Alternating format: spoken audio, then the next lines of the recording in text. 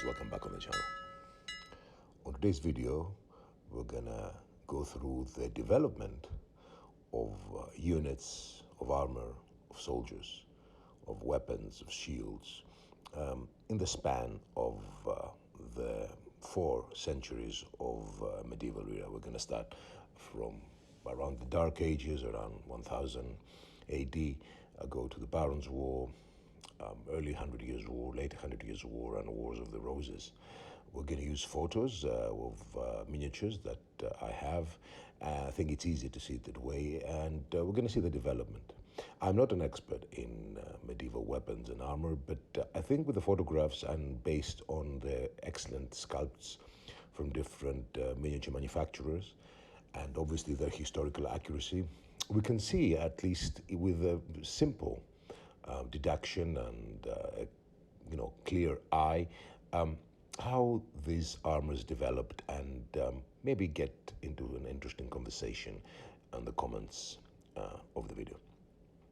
So let's start with the first card, and here you can see X1 down is the century approximately, and on the top you can see, on the top left you can see the miniature manufacturer.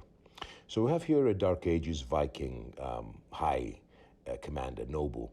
You can see obviously his chainmail armor, and he's wearing inside a kind of padded jacket, his typical helm, and the round shield. He decided Barons' War period. Again, you see predominantly chainmail in both in all 3 eras, and on the extreme right, where you have a claymore casting for the early part of the 100 Years' War, chainmail is predominant. The helm changes from the Dark Ages to the Barons' War. They become flat, and then you see it goes again to the round shape.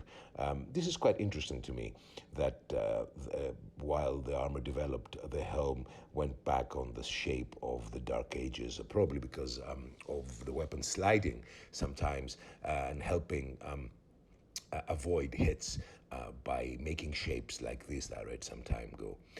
Again, you see that you have the kite shield. The round shield is now not in use, and you can see here on the early 100 Years' War claymore casting the first parts of plate armor. You see it in the knees, you see the gauntlets, you see it being more robust. But again, predominantly we see chainmail. These are foot knights that will have the best armor. We're going to go and see later lower class units that I think will be extremely interesting. Here again, the same high-ranking noble of the Dark Ages with his chainmail. The difference is you see the chainmail is outside here. Inside, in the Barons' War middle card, but again predominantly chainmail. On the extreme right, where you see the claymore 100 Years' War man-at-arms, you see his greaves in the bottom. So parts of plate start appearing in the early 14th century. Obviously the big difference, although they're not wearing helm in the middle picture from the Barons' War, is the helms. You see the commanders, you see the units, you see the soldiers becoming more robust with the neck protection, but cumbersomes here. Not a huge difference. Predominantly the chainmail is the part that is the most important in the armor still, but we see the first images of plate. Now we go to the next one, and we start from a claymore casting image for the 13th century, for the 14th century, where he's a knight. Again, mostly you have chainmail, but you see again the greaves in the bottom and gauntlets, the first parts of plate appearing, and then you see a full armored knight from the 100 Years' War, like 15th century Agincourt. How the plate and how the design of plate predominantly removed also the shield. After a period, the knights were not using shields, and the weapons become more robust. But again, you see on the extreme right, Wars of the Roses, same century, very different armor. Now this is a matter of decoration. Has this been from feedback from the battlefield and all these amazing armor designers have changed it accordingly. This is something that I'm not aware of. And obviously the helms, the helms change. They have similar shapes, but they're changing. Again, I can imagine part of feedback designers got from battle. But you see the development here. It's quite interesting. In the next card, we'll go again, a miniature from Claymore Casting, a little bit further. I could say on the left here, it could have been crazy. Again, we have chainmail, but plate is almost everywhere, but chainmail in the neck position. In the middle, the Claymore, the Perry miniature, and in the extreme right, the Perry miniature for Wars of the Roses. Again, you see how much the plate changes in the span of 100 years, and between Agincourt, let's say, and Wars of the Roses, there's a totally different design that really, now that I'm seeing it, it really perplexes me. What was the feedback and the armor change, or this is a decorative? But you see that there is, you see the armor race and the design, the thought behind all these. It must have been really amazing from people who got feedback from the battle and the designers to accommodate problems that probably your soldiers were facing on the battlefield. Let's go to some mounted and see the difference. Now we start from the left where we have a footsore miniature and we have early Baron's War commander or a noble with a flat helm, the kite shield, and predominantly, except his coat of arms, chainmail. Then you go, again, he can be a Baron's War figure, the bishop, maybe a little bit later Baron's War, but you can see bits of plate. So it's appearing, the greaves, the knees, the gauntlets. And then you go to the Claymore Casting miniature that is early 13th century and could be crazy. The helm is changing. We have the typical English helm, and you see him having gauntlets and, the knee pads. He's becoming more robust, but again, the chainmail is predominant. And then you see on the extreme right here, you see the knight from the Perry miniatures, where he's full plated, the neck is totally protected, but we see the difference from the horse barding. I mean, we have 3 centuries almost horse barding being cloth barding horse, and then you have plate and chainmail from the miniature of Perry in specific locations where the longbow, the missile fire would hit, the horse. So we see the development again. You see the chainmails predominantly until the early part of the 100 Years' War, and then the plate takes over. Again, another example, but this time I have Wars of the Roses example here. Again, Perry miniatures on the extreme right. You see the commander, you see the noble on the left, that's Baron Wars. Again, the knight for the early 100 Years' War of the Claymore Castings, the yellow knight. You see parts of armor, of partial plate armor, his knees, his legs. He's more robust, but again, chainmail is more predominantly. The helm changes. You see the helms are changing.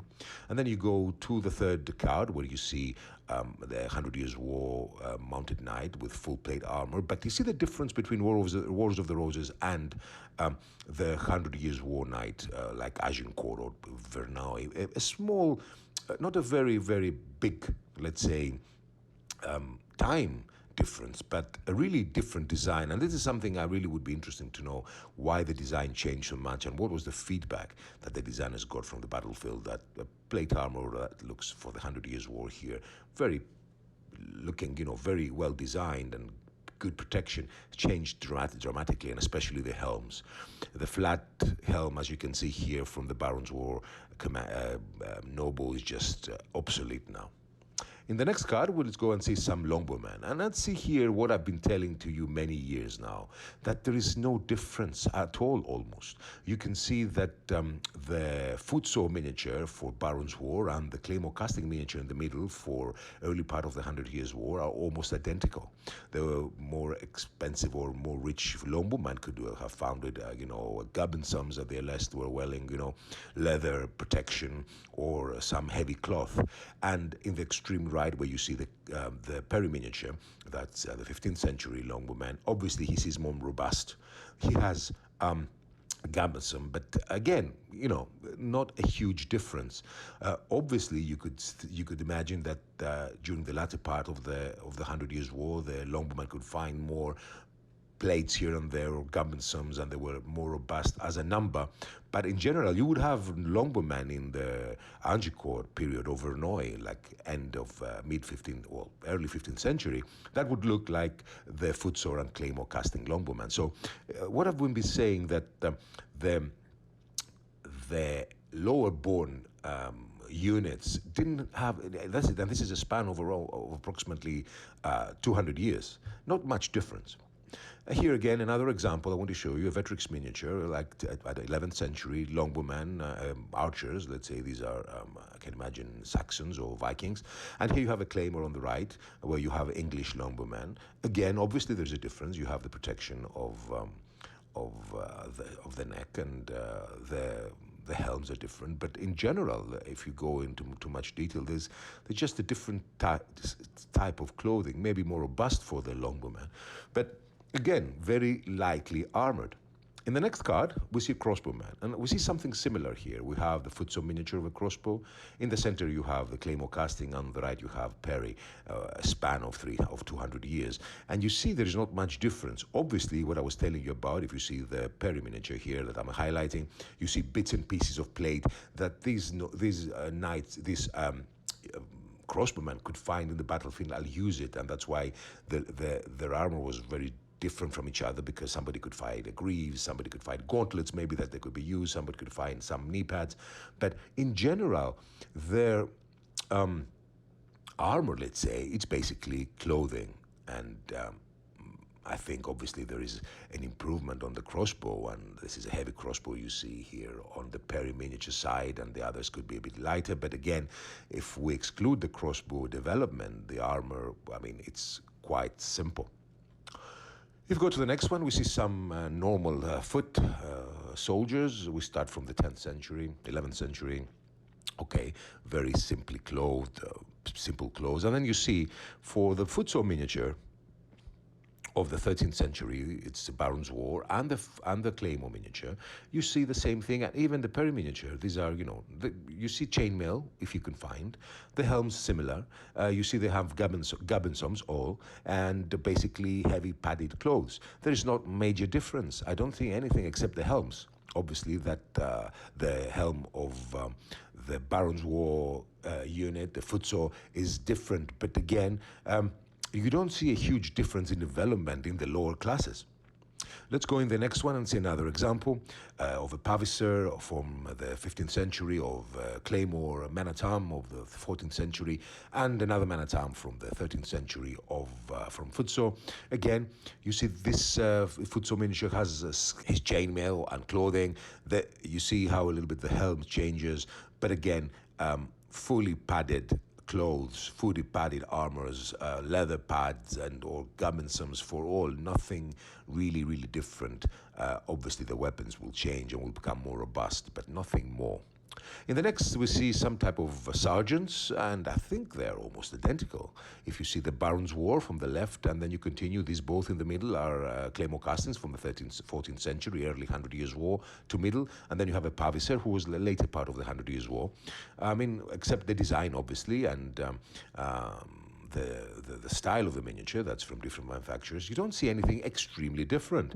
Obviously, then the sergeant from the Baron's War era is a little less, robust. I don't know if he has a gubbinsom, but he has a gubbinsom below, as you see, painted down up below his clothes. So identical. I don't see any reason, maybe a little bit different. The parry miniature at the extreme right, this is more a design. I don't see any difference at all in a span of 200 years. In the next miniature, in the next photograph, I just want to show you an example of the same era, but different armors depending on the quality. So you see here Creamy Beast miniatures, and you see here the knight mounted horseman on the left, and he has nothing. He has basically his clothes and his spear, and then you have his commander beside him, that he has maybe the best armor of the era. He has clothes, he has barding, he has chainmail, he has a very nice helm. It's totally different. The same now you see here with a mounted of the 15th century, the parry miniatures. You have a mounted longbow. You see him, he has parts of plate, but generally chainmail and padded clothing. And the same here, this is a man-at-arms. There's no comparison here between him and the previous ones we saw. He has obviously parts of plate, and obviously he's well armored, but he has chainmail. He doesn't have breastplate, so he's much less armored than his counterparts.